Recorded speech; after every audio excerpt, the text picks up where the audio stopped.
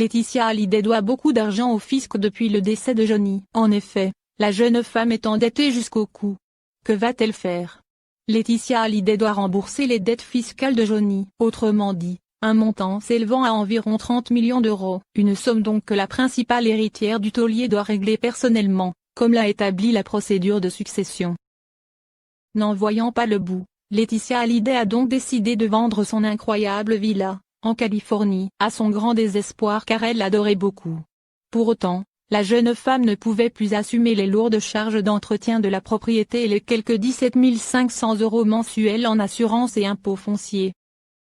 En effet, la villa était luxueuse, peut-être trop. Elle comptait pas moins de 7 chambres, 8 salles de bain, plusieurs salons, une salle de cinéma, un sauna, et même d'un studio d'enregistrement. Laetitia Hallyday est très malheureuse de vendre la demeure. En effet, le rocker y vivait une grande partie de l'année avant son décès en décembre 2017, de même pour ses 2 filles, Jade et Joy. Laetitia espère donc en tirer 15 millions d'euros, ce qui n'est pas rien. Mais une fois vendue, elle n'a pas l'intention de revenir vivre en France pour autant.